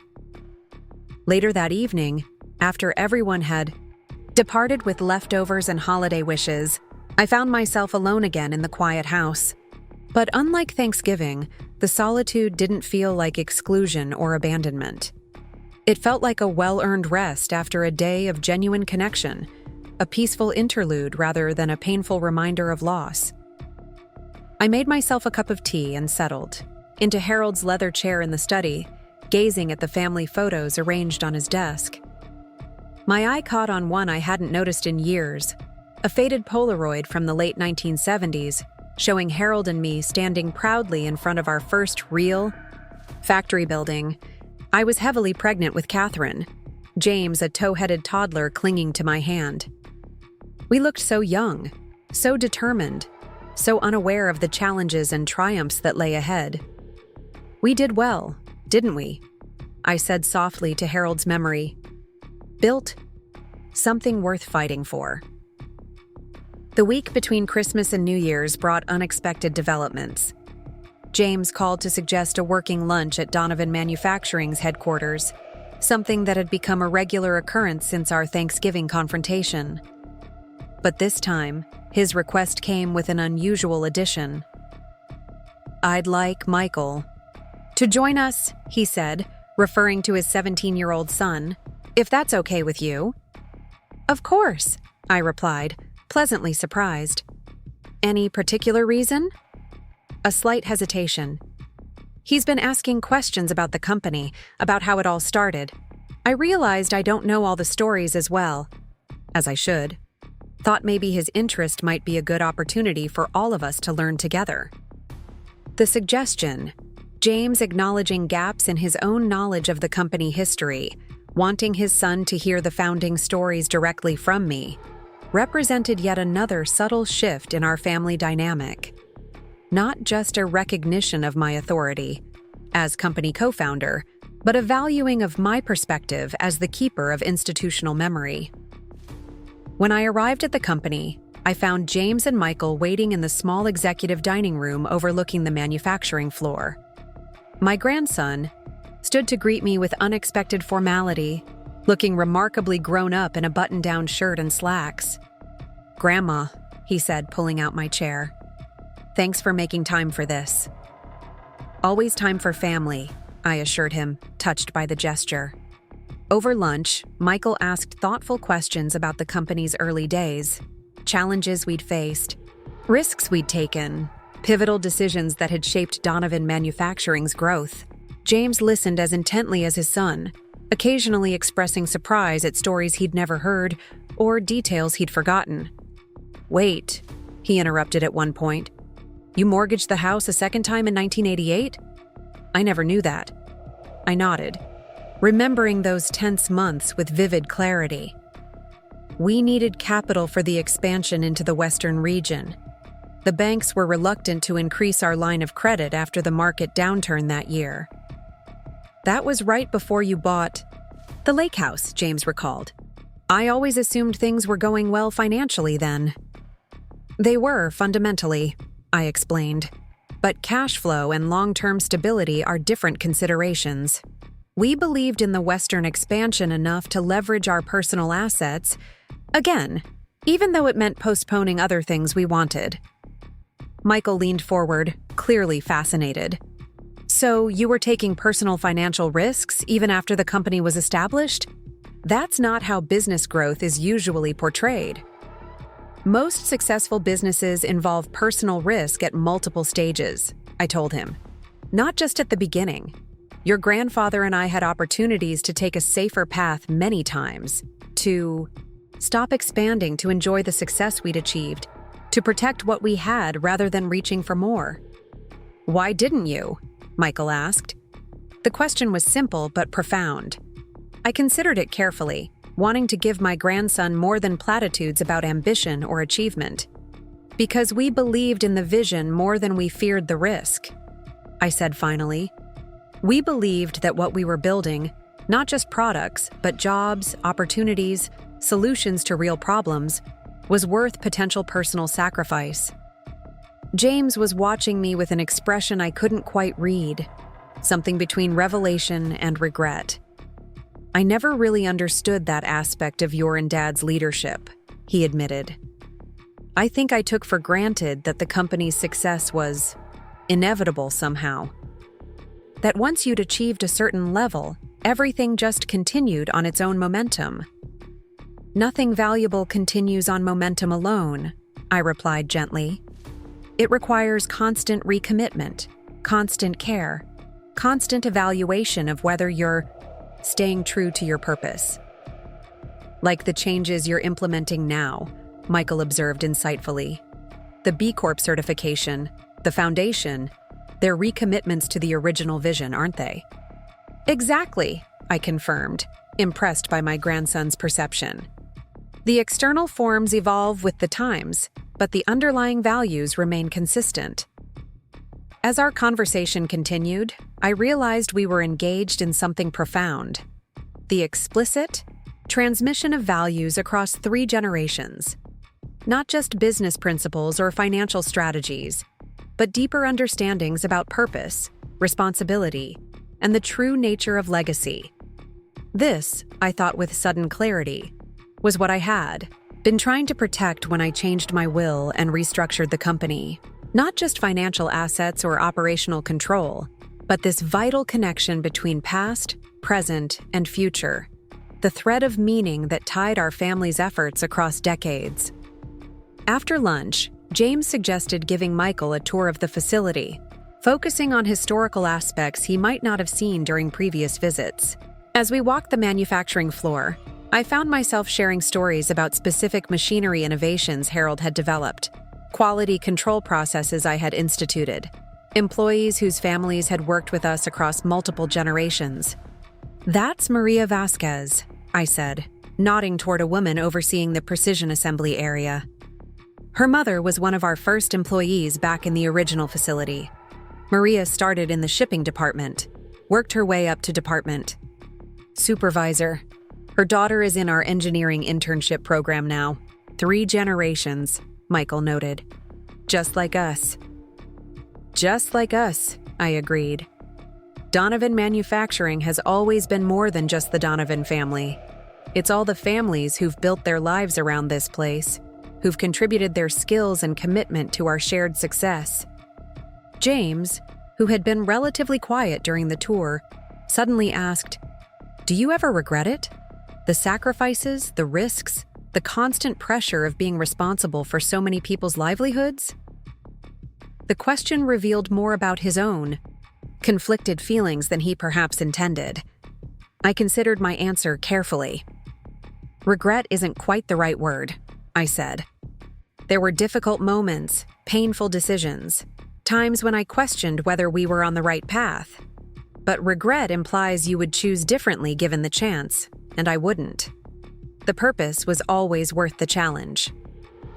As we concluded the tour in the company's small museum, a room dedicated to preserving artifacts from Donovan Manufacturing's history, Michael stopped before a black and white photograph of Harold and me standing before a lathe in the original garage workshop. "You look so determined," he observed. "Both of you." "We were," I confirmed, "determined and terrified and exhilarated all at once. Starting something new always feels that way. Like what Catherine's doing with the design division of the foundation," James commented. "She called me twice yesterday with new ideas. I haven't seen her this energized about a Donovan project in years." His observation confirmed what I'd sensed during Christmas, that Catherine had found a genuine connection to the family legacy through the foundation initiative, a way to contribute that honored her unique gifts rather than trying to force her into a predetermined role. "Your sister has always thrived when given creative freedom within clear parameters," I noted. "The foundation provides that structure while allowing her to build something distinctly hers." James nodded thoughtfully. "I'm beginning to see what you mean about meaningful participation looking different for each of us. It's not about forcing us into identical roles or contributions." "It never was," I assured him. "Your father and I always had different strengths, different approaches to problem solving. What made our partnership work was mutual respect for those differences and a shared commitment to the ultimate goal." As we prepared to leave, Michael asked if he could take some photos of the earliest product prototypes displayed in the museum cases. "For a school project," he explained, "about family businesses and community impact." James and I exchanged a glance, both recognizing the significance of Michael's interest. A fourth generation beginning to explore their connection to the family legacy, not through obligation, but through genuine curiosity. That evening, I received an unexpected call from Eleanor Blackwell, our family attorney. "Martha," she began without preamble, "I've been approached by both James and Catherine about amendments to the inheritance structure." A flicker of concern ran through me. Were they trying to challenge the changes after all, despite the apparent progress in our relationships? "What kind of amendments?" I asked cautiously. "Not what you're thinking," Eleanor assured me, a smile evident in her voice. "They want to strengthen the active participation requirements, not weaken them. James has suggested extending the mandatory involvement period from 5 years to 10 before full ownership control transfers. Catherine has proposed more specific criteria for evaluating meaningful contribution to both entities." The news was so unexpected that for a moment I couldn't respond. "Martha, are you there?" "Yes," I managed. "I'm just surprised." "Pleasantly, I hope," Eleanor remarked. "It seems your children have not only accepted the new arrangements but embraced them more fully than either of us anticipated."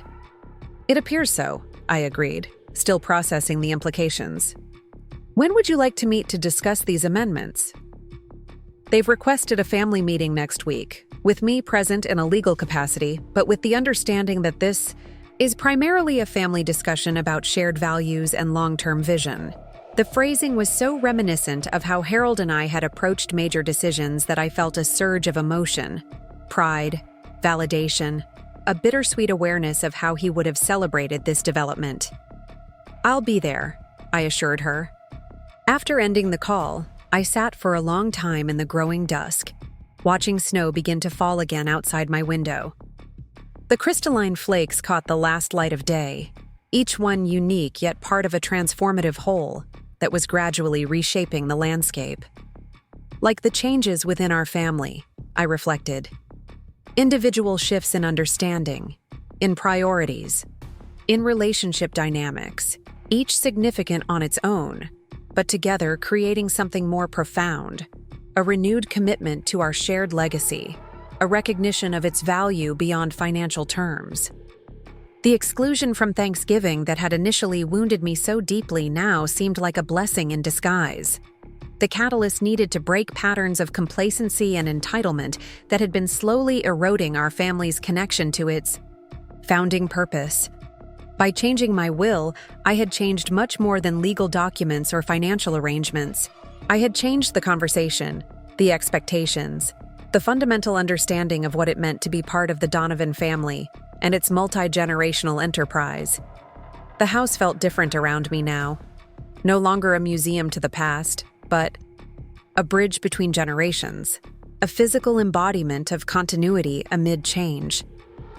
I had begun to make additional modifications, converting Harold's workshop into a space where grandchildren could explore their own creative interests, establishing a home office where I could more actively monitor foundation developments, rearranging family photographs to highlight connections across generations rather than just documenting the past. Small changes, symbolic of larger transformations still unfolding, not just in the physical spaces we occupied, but in the emotional and philosophical terrain we shared as a family.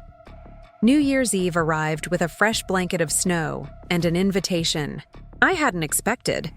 Catherine called mid-morning, her voice hesitant yet determined. Mom, Mark, and I are hosting a small gathering tonight. Just family, plus Thomas and Diana. We'd love it if you'd join us. The invitation itself wasn't unusual. Catherine and Mark often hosted elaborate holiday parties in their spacious home. What made this different was the specific mention of just family and the personal call rather than a formal invitation or group text. I'd be delighted, I said simply. Wonderful, Catherine replied, sounding genuinely pleased. And Mom? Could you bring some of your cheese straws? The ones with the sharp cheddar and cayenne? Mark's been talking about them for weeks. The request, for something only I could provide, something uniquely mine, held more significance than Catherine perhaps realized. It wasn't about the cheese straws themselves, but about acknowledging that I brought something valuable and irreplaceable to family gatherings. Of course, I agreed. I'll make a double batch. That evening, as I prepared to leave for Catherine's home, I paused before the mirror in my bedroom. The same mirror where Harold and I had straightened each other's formal wear for countless company events over the decades. I looked different somehow. Not just the new hairstyle I'd adopted, or the more contemporary clothing I'd begun to favor, but something in my expression, my posture, my essential presence. I looked like a woman who knew her own worth, who had reclaimed her rightful place, not through pleading or accommodation, but through clarity and conviction. A woman who had faced exclusion and responded not with passive hurt, but with constructive action. The Martha Donovan reflected in that mirror was not just Harold's widow, or James and Catherine's mother, or the grandchildren's grandmother, though I was all those things and valued each role. I was also the co-founder of a significant enterprise, the architect of its ethical transformation, the guardian of its multi-generational legacy. I was a woman who had built something worth protecting, and had found the courage to protect it, even when that meant disrupting comfortable patterns and challenging established expectations. As I drove through snow-covered streets to my daughter's home, I reflected on the journey of the past month, from the painful text message before Thanksgiving to this New Year's Eve invitation, from exclusion to inclusion, from periphery to center, from taken for granted to valued. Not because I had demanded recognition, but because I had demonstrated through action what had always been true, that my contribution to our family enterprise, past, present, and future, was not incidental, but essential. Not a footnote to Harold's vision, but an equal partner in its creation and evolution. Catherine's home glowed with warmth as I approached, windows illuminated against the early winter darkness, wreaths still adorning the doors from Christmas celebrations. For a moment, I remembered standing outside this same house before Thanksgiving, watching through windows as my family gathered without me. How different it felt now, approaching not as an outsider seeking admission, but as an honored guest whose presence was specifically requested and genuinely desired. Before I could ring the bell, the door swung open. Catherine stood there, elegant in a simple black dress, her expression brightening when she saw me.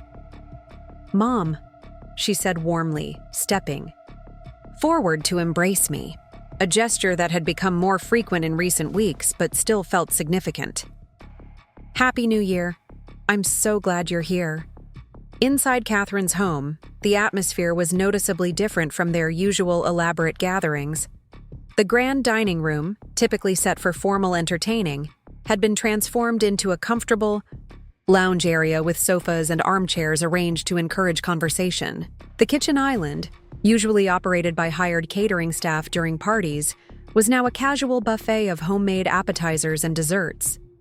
In the living room, a fire crackled in the hearth, and someone had created a slideshow of family photographs that played on the large television screen. "We thought something more intimate would be nice for a change," Catherine explained, following my gaze around the room. "More about connection, less about impression." It was a subtle admission of how their home had often functioned, as a showcase for success rather than a gathering place for genuine family moments. James and Melanie were already there, along with their 3 children. Michael approached me immediately, taking the container of cheese straws I'd brought. "Grandma, perfect timing. Dad was just telling us about your first New Year's Eve celebration.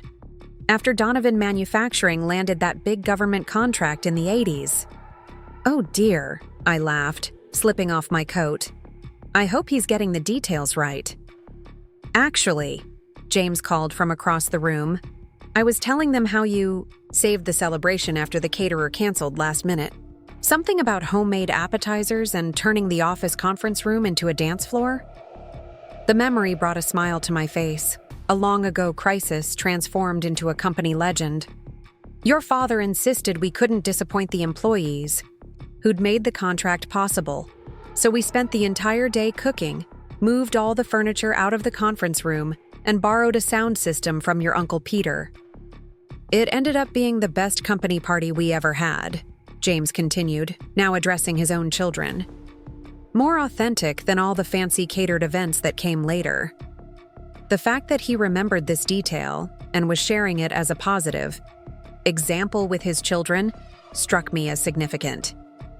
James had always been more impressed by polished professionalism than improvised solutions.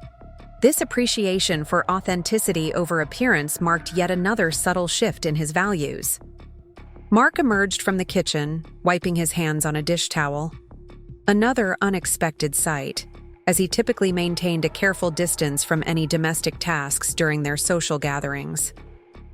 "Martha, welcome," he said warmly.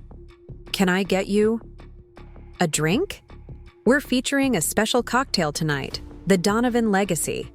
Catherine created it." "That sounds intriguing," I replied, following him to the bar set up in the corner of the living room. Catherine appeared at my side, a touch of nervousness in her smile.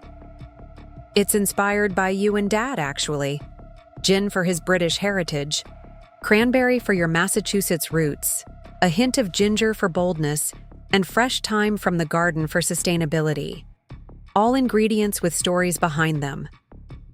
The thoughtfulness of the gesture, a cocktail designed not just for flavor, but as a tribute to family history, moved me unexpectedly.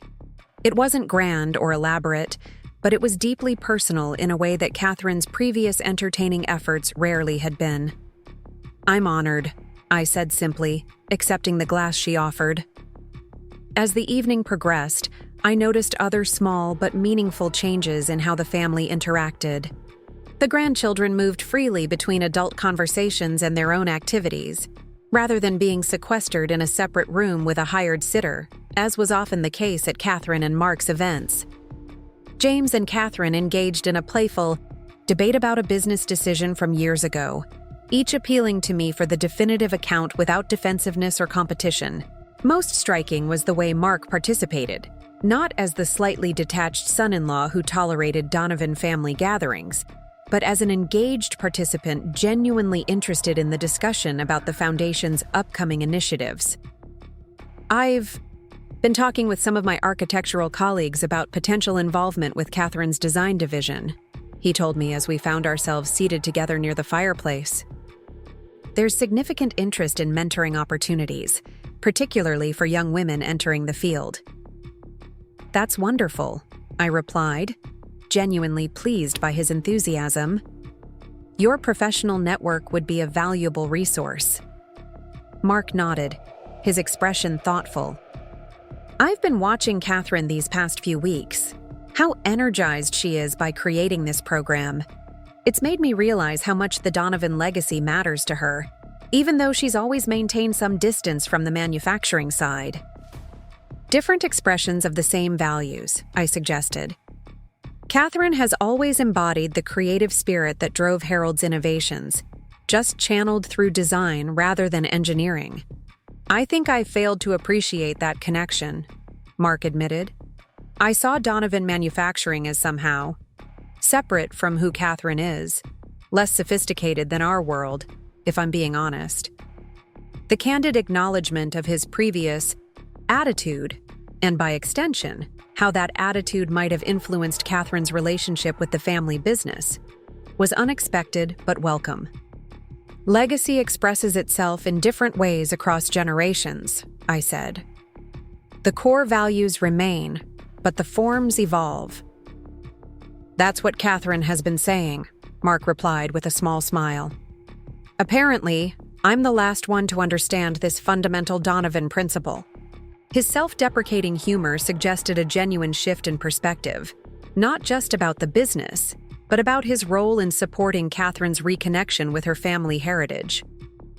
As midnight approached, Thomas arrived with Diana, completing our small gathering. He brought news that made the evening even more significant. We received preliminary approval for B Corp certification, he announced, accepting a glass of champagne from James. The auditors were particularly impressed by the governance restructuring and the Foundation initiative. They said it's rare to see such comprehensive alignment between stated values and operational reality. A spontaneous cheer went up from the adults, while the younger children looked confused by the sudden excitement. What's B Corp? Asked Lily, Catherine's inquisitive daughter. Catherine knelt beside her, explaining in terms a child could understand. It means our company officially promises to care about more than just making money. We promise to be good to our employees, kind to the environment, and helpful to our community. Isn't that what companies are supposed to do anyway? Lily persisted. Yes, Catherine agreed, meeting my eyes over her daughter's head. But not all of them make it a legal promise. Thanks to Grandma, ours now does. The simple explanation, and the credit given to me, reflected a deeper understanding than Catherine had previously demonstrated about the purpose behind the changes I'd initiated. As we gathered around the television to watch the countdown to midnight, I found myself surrounded by family in a way that felt substantively different from past gatherings. Not just physically present, but emotionally connected. Not just related by blood or marriage, but aligned in purpose and values. James raised his glass as the final seconds of the year ticked away. To family, he said, echoing his Christmas toast but with even greater conviction, and to new beginnings built on worthy foundations. To remembering what truly matters, Catherine added, her arm linked through Mark's. To legacy, Thomas. Contributed. Not just preserved, but evolving. As midnight struck and a new year began, I felt Harold's absence acutely, but also his presence in the values that continued to unite us, in the enterprise that still embodied his innovative spirit, in the family that carried forward his determination and vision.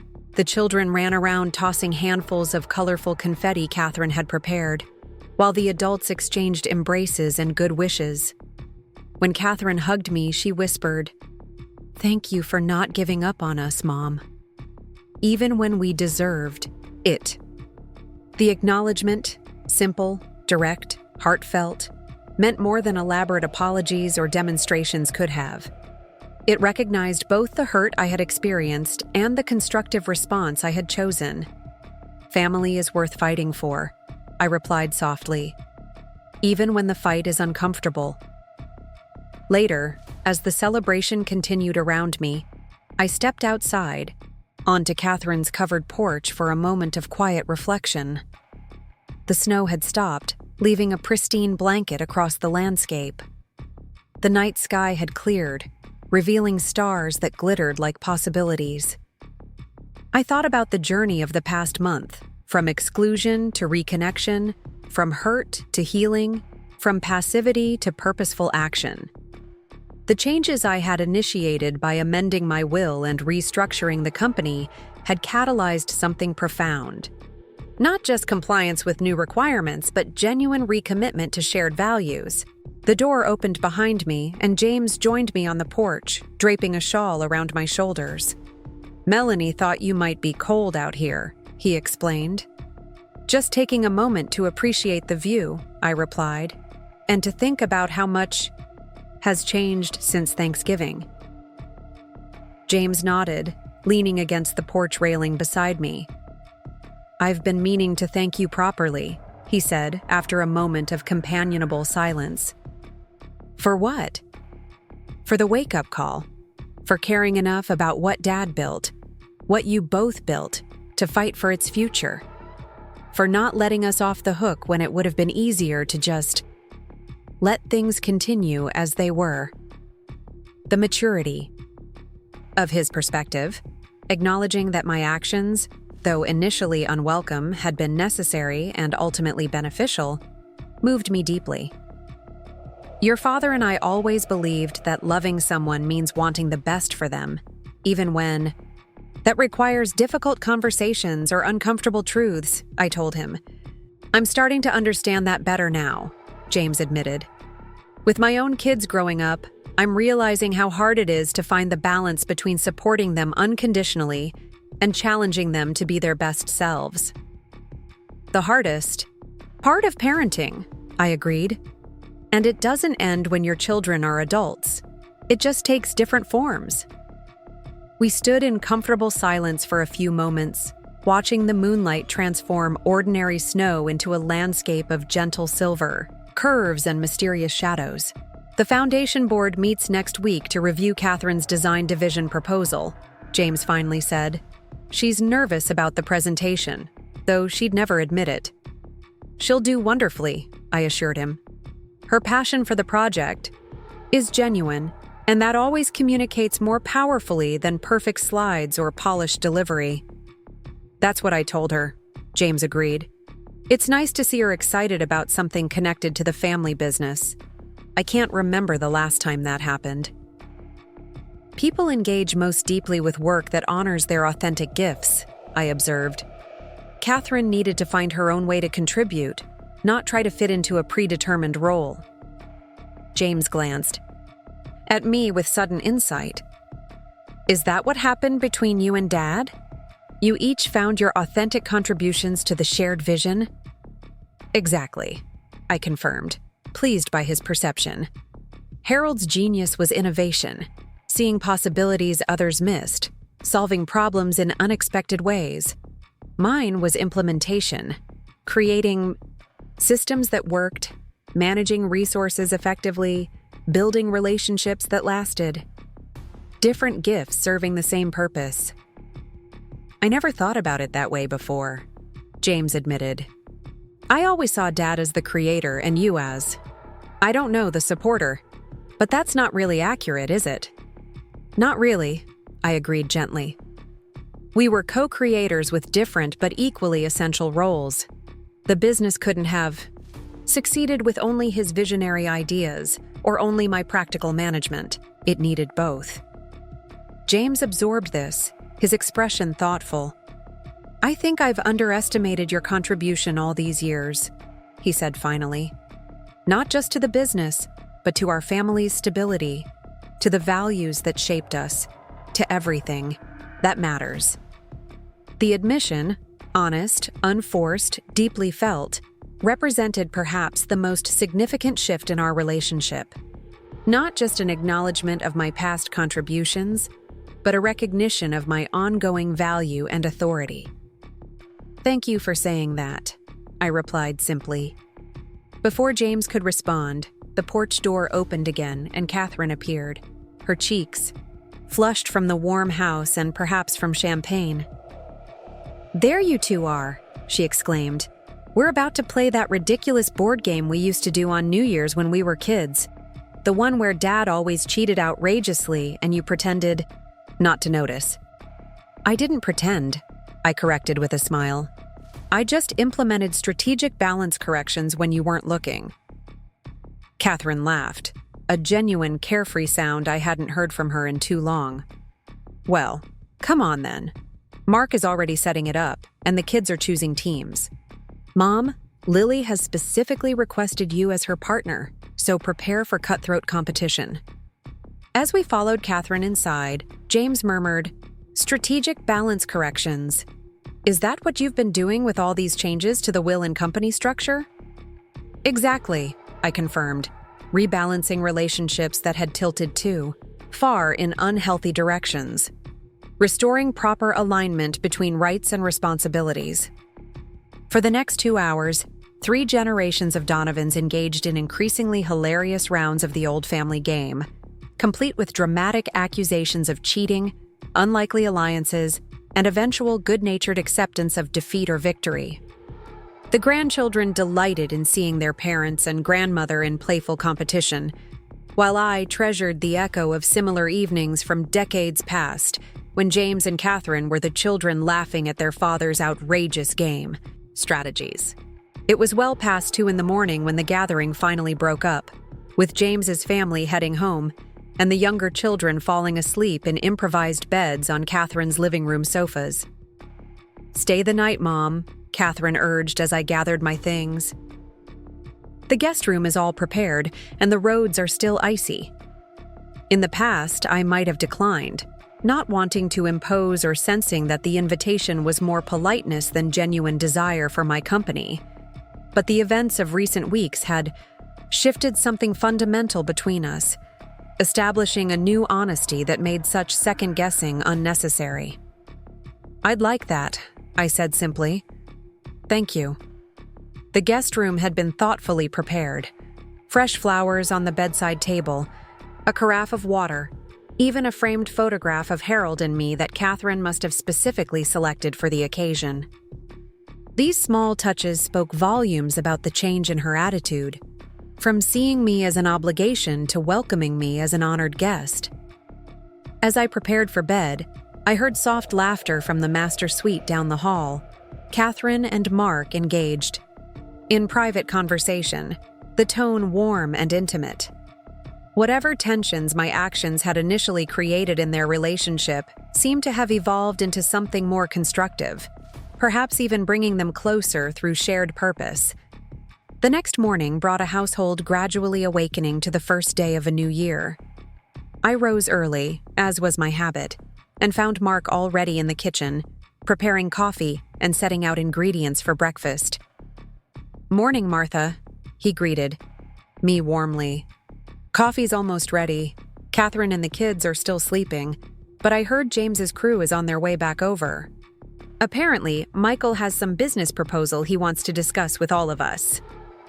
The casual way he referenced business discussions, as though it were perfectly natural for the family to continue such conversations outside formal settings, suggested how much had shifted in Mark's perspective as well.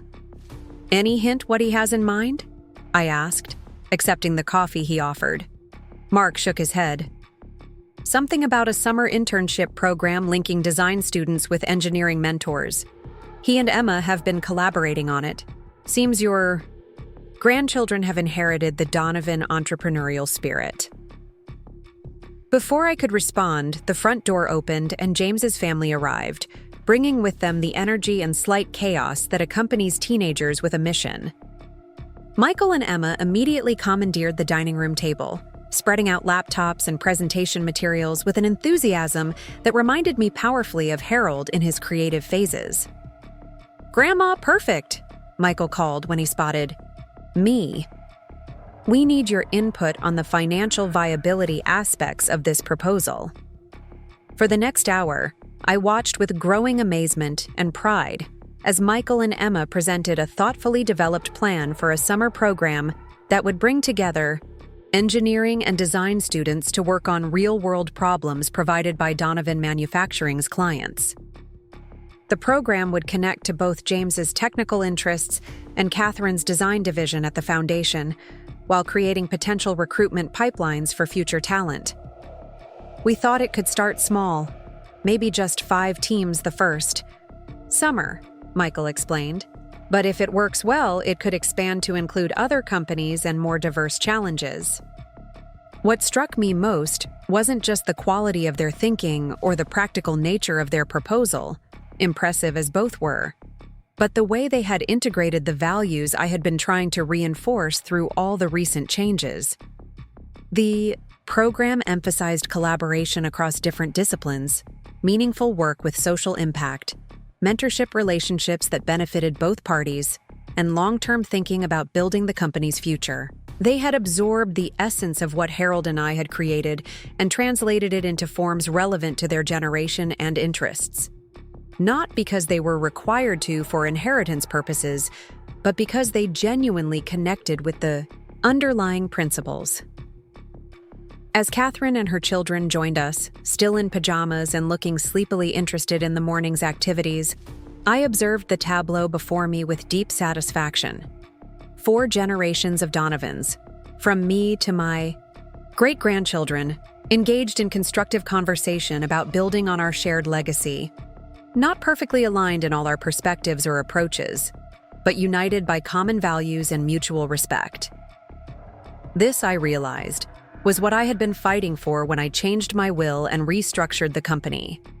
Not control or recognition for their own sake, but this, the continuation of something worthy across generations, the preservation of values that transcended individual lives or specific business forms. Later that afternoon, as families gradually dispersed to their own homes and routines, Catherine walked me to my car. The winter sunlight cast long shadows across the snow-covered landscape, but there was a hint of warmth in the air that suggested spring would eventually return. "This feels like a true new beginning," Catherine said, linking her arm through mine in a gesture that had become more frequent in recent weeks. "Not just a calendar change, but a fundamental reset in how we function as a family." "That was always the goal," I told her. "Not punishment or control, but reconnection with what matters most." She nodded, her expression thoughtful. "I understand that now. At first, it felt like you were using financial leverage to force us into compliance. But I see it differently now.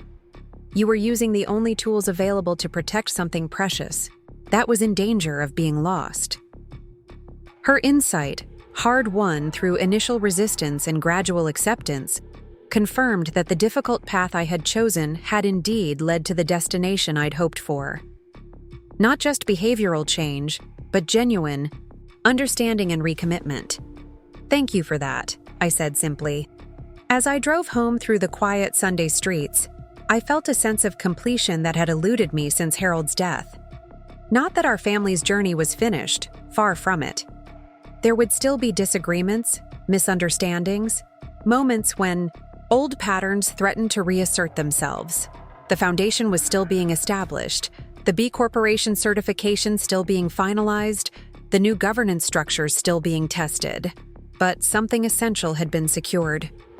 The core values that Harold and I had built our lives around: innovation balanced with responsibility, success measured in more than financial terms, family as both privilege and obligation, had been explicitly acknowledged and embraced by the next generations, not through inheritance or obligation, but through genuine connection and choice.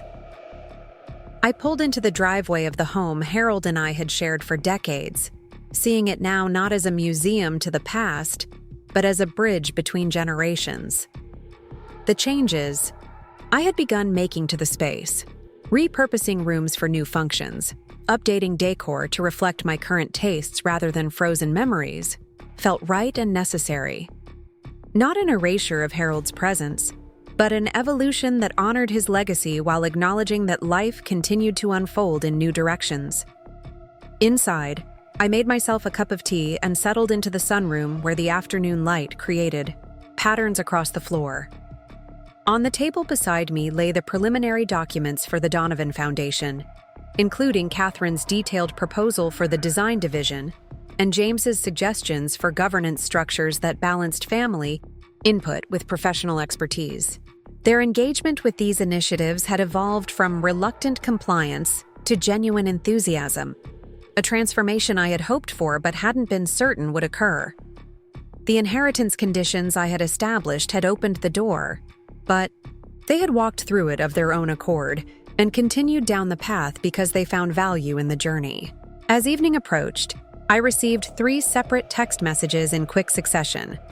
James confirming our working lunch for Tuesday to discuss first quarter projections, Catherine sending a sketch of a logo concept for the foundation's design, division, and Michael requesting my input on the financial section of his internship program proposal.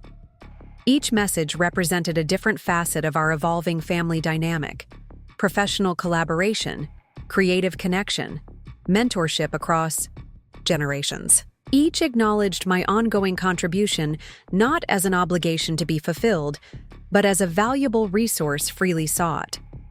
I smiled as I responded to each of them, remembering the text message that had started this entire journey just over a month ago.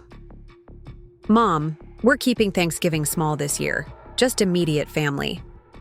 How differently I understood those words now, not as rejection or exclusion, but as the catalyst for necessary change.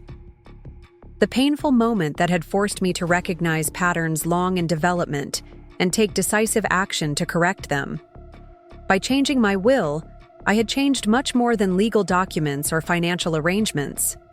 I had changed conversations, expectations, fundamental understandings of what it meant to be part of this family and its multi-generational enterprise. I had reclaimed my rightful place not through pleading or accommodation, but through clarity and conviction about the values that truly mattered. As darkness fell outside my windows, I lit the fire Harold had always tended on winter evenings and raised a solitary glass in quiet tribute to his memory. We did well, I murmured to the empty room that somehow still held his presence.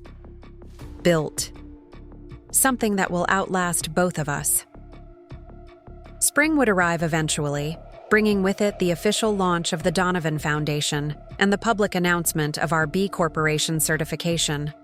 Summer would see the first cohort of Michael's internship program and the implementation of Catherine's design initiative. Autumn would bring the first anniversary of Harold's passing, a milestone I now felt prepared to face with both appropriate grief and forward-looking purpose. And next Thanksgiving? I had no doubt I would be seated at the center of our family table, not as a guest granted admission, but as the matriarch whose place was unquestioned and whose voice was valued. Not because I had demanded recognition, but because I had demonstrated through action what had always been true, that my contribution to our family enterprise, past, present, and future, was not incidental, but essential. Some doors aren't meant to be knocked on tentatively, hoping for admission. Some doors are meant to be owned, opened with the confidence that comes from knowing your rightful place and being willing to claim it, not just for yourself, but for the values and legacy you represent. In changing my will, I hadn't just secured my own inheritance rights.